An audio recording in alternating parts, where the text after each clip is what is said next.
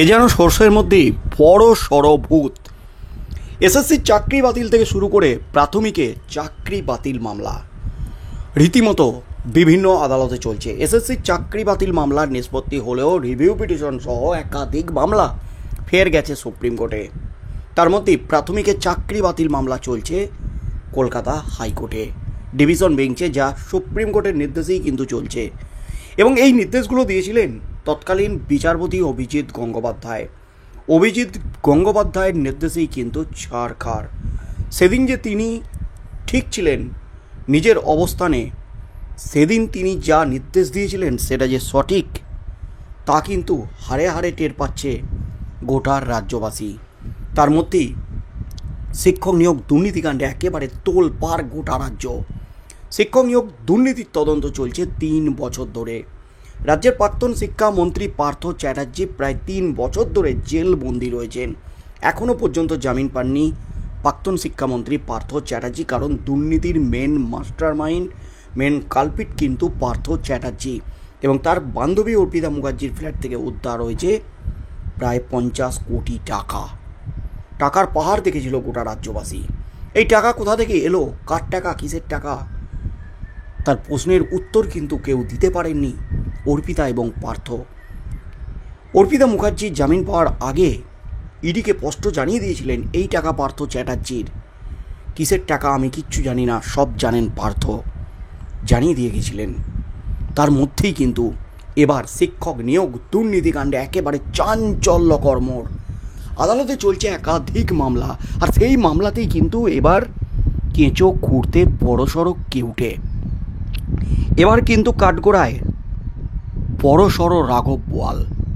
12 লক্ষ টাকায় চাকরি বাতিল, চাকরি পেতে 12 লক্ষ টাকার টোপ। যা ঘটল তাতেই কিন্তু তোলপাড়। শিক্ষক নিয়োগ দুর্নীতিকাণ্ডের রীতিমতো চাকরি হারিয়েছে হাজার হাজার শিক্ষক শিক্ষিকা। তারা কিন্তু পথে বসে গেছে। চাকরি হারিয়ে কিন্তু তারা এবার মুখ খুলতে শুরু করেছেন। তার মধ্যেই কিন্তু এবার কিন্তু চরম ফ্যাঁসাদে পড়ে আদালতে সব কিছু ফাঁস করে দিলেন, হাইকোর্টে সব কিছু ফাঁস করে দিলেন প্রাথমিক দুর্নীতিকাণ্ডের রহস্য। যা ঘটেছিল প্রাথমিক নিয়োগে, যা তথ্য প্রকাশ্যে এলো, হাইকোর্টে যা বললেন এক চাকরি প্রার্থী, তাতেই কিন্তু নতুন করে হইচই পড়ে গেল একেবারে গোটা রাজ্য জুড়ে। বিপদে পড়তে চলেছেন 32,000 প্রাথমিকের শিক্ষক শিক্ষিকারা, যাদের মামলা ঝুলে রয়েছে কলকাতা হাইকোর্টে। তাদের মামলা, তাদের চাকরি যে বাতিল হচ্ছে, এই নিয়ে কিন্তু জোরালো সওয়াল করেছেন একাধিক আইনজীবী, যারা এই মামলার সঙ্গে দীর্ঘদিন ধরে জড়িত। কিভাবে দুর্নীতি হয়েছে, কি কি তথ্য আছে এই মামলার পিছনে, সেই নিয়ে কিন্তু একাধিক যুক্তি দিয়েছেন আইনজীবী মহল।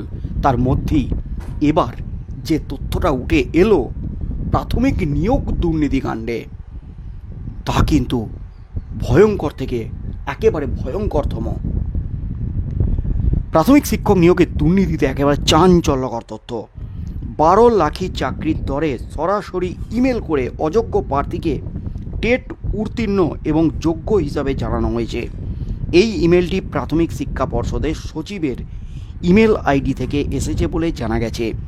ঘটনায় কলকাতা হাইকোর্টের বিচারপতি তীর্থঙ্কর ঘোষ রীতিমতো চমকে উঠেছেন ফাইল খুলে। অযোগ্য চাকরি প্রার্থী তিনি যা বললেন, তিনি যা দাবি করলেন, তা রীতিমতো শিউরে ওঠার মতো। বিচারপতি পর্যন্ত তিনি চমকে উঠলেন, বিস্ময় প্রকাশ করলেন। উত্তর 24 পরগনা পুলিশের কাছে 1 জুলাইয়ের মধ্যে বিশদ রিপোর্ট তলব করেছেন। অর্থাৎ অযোগ্য চাকরি প্রার্থী যে টেট ফেল, তাকে ইমেল করা হচ্ছে 12 লক্ষ টাকা নিয়ে চলে আসুন, আপনার চাকরি হয়ে যাবে, আপনি টেট পাস করেছেন। ভয়ঙ্কর তথ্য, যা এই নিয়োগ দুর্নীতিকাণ্ডে একেবারে নয়া মোড় আসতে চলেছে। শিক্ষা দপ্তরের সচিবের ইমেল থেকে এই মেল এসেছে বলে জানা গেছে।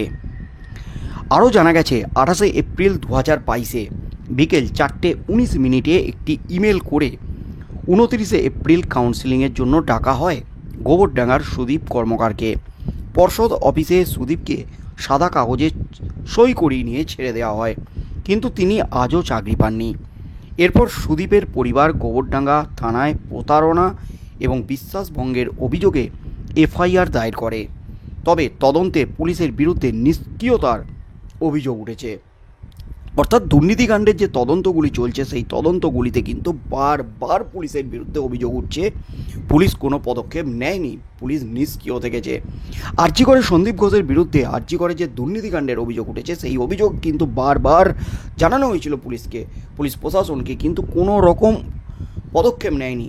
উল্টে সন্দীপ ঘোষকে ক্লিন চিট দিয়ে ছেড়ে দিয়েছে। কিন্তু আরজি করে খুন এবং ধর্ষণ কাণ্ডের পরপরই কিন্তু টনক নড়েছে রাজ্যের। একেবারে দ্রুত সিট গঠন করে তদন্ত শুরু করেছিল রাজ্য পুলিশ, কিন্তু সেই সিট খারিজ করে দিয়ে তদন্তভার কলকাতা হাইকোর্টের প্রধান বিচারপতি দিয়েছেন সিবিআইয়ের হাতে। তদন্ত চালাচ্ছে সিবিআই।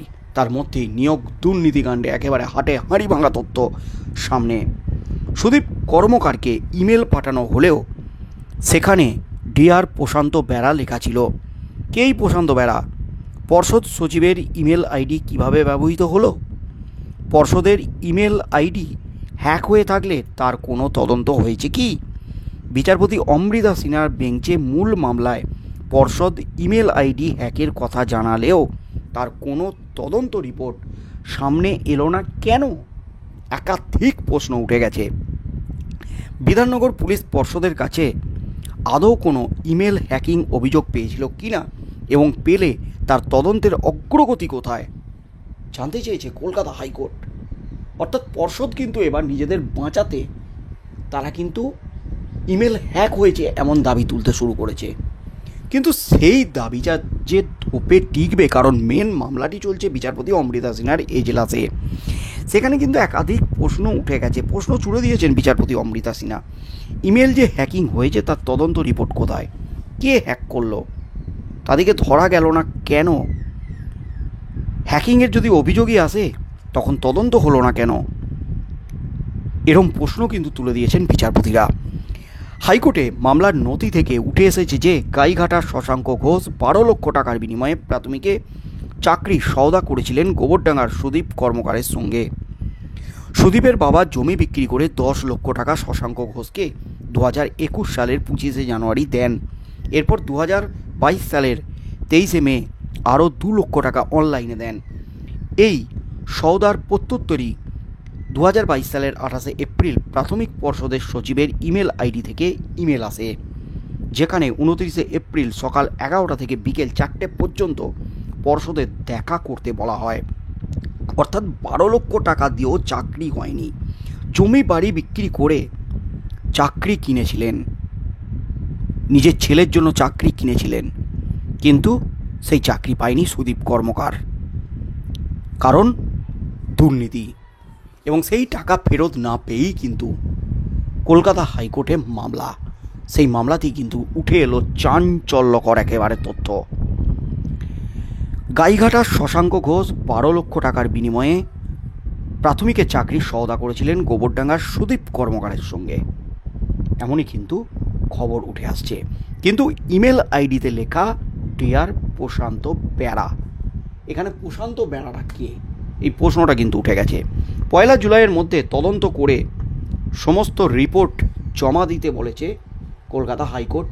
বিচারপতি জাস্টিস ঘোষ, বিচারপতি তীর্থঙ্কর ঘোষ এই নির্দেশ দিয়েছেন। রাজ্য পুলিশ কি তদন্ত করে কি কি তথ্য হাতে পায়? এই ঘটনায় মেন কালপিট কে, মেন মাথা কে? এই ঘটনার তদন্তভারও কি সিবিআইয়ের হাতে যাবে আগামী দিনে? এবং এখান থেকে কি বড়সড় তথ্য ফাঁস হতে চলেছে? কি তথ্য উঠে আসে? রাঘব বোয়ালরা ধরা পড়ে কিনা সেদিকে চোখ থাকবে গোটা রাজ্যের।